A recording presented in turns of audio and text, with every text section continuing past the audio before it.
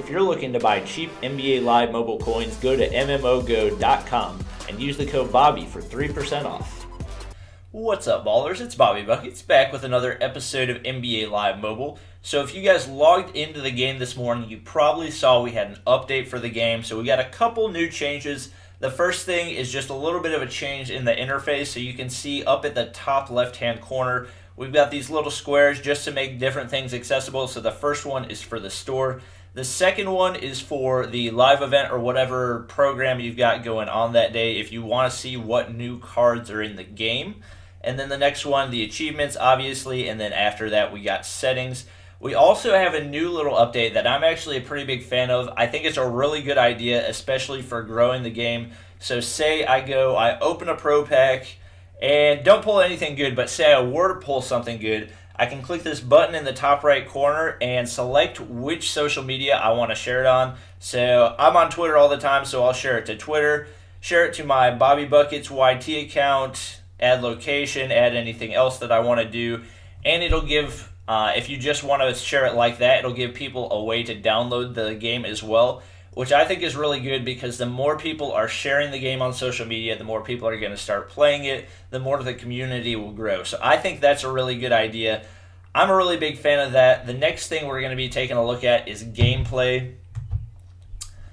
So there are a few different things that I was looking for in updates in gameplay. So on Saturday, I believe I was recording a Kevin Durant review, the new 94 Kevin Durant, and kind of talking about how I wish we had different dunks in the game, a few things about dribble moves and whatnot. So I don't think they've added any new specific dunks. I'm going to have some gameplay going in the background. So I think they changed dunks a little bit. It seems like players tend to hold on to the rim for a little bit longer. I think that's mainly to try to add emphasis to the dunks.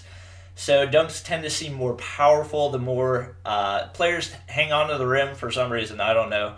But it's a little bit of a cool change. They've also added a big change to layups. So typically before, you would only do one kind of layup. So you go up to the right, up to the left, or you do like a floater straight up the middle. But now they've changed it so you actually do dribble moves into layups. So you do like 5 spin moves and then do a layup. Hopefully we'll have some of that going in the background. But a little bit change in the way that they do layups, which is kind of interesting.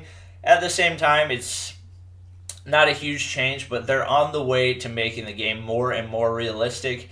Another thing that they changed is kind of the impact that dribble moves have. So before, you could do a dribble move and it would just kind of stop you right there, but now dribble moves seem to be a little bit more fluid. So if you do an effective dribble move, especially this comes into play with people with really high dribble ratings or ball handling ratings, people like Penny Hardaway, Devin Booker, that have really good ball handling ratings.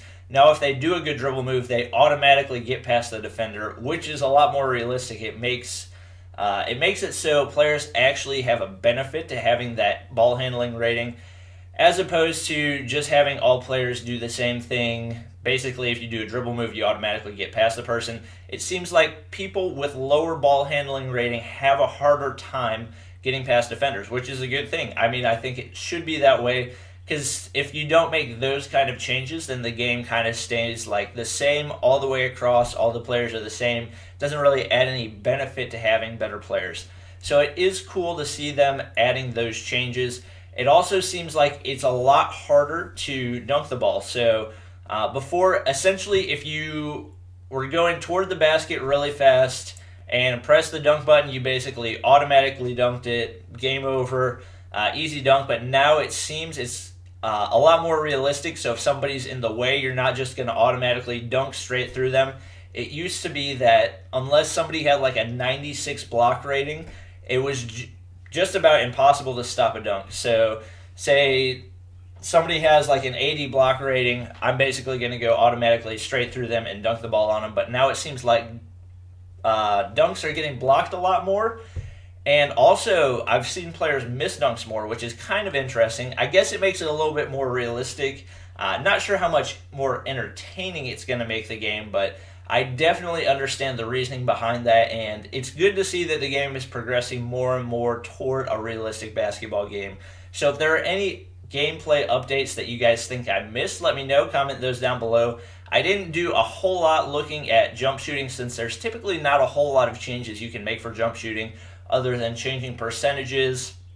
I guess maybe there's different fadeaways and step backs that you can do, but for the most part, it seemed to be about the same from what I did.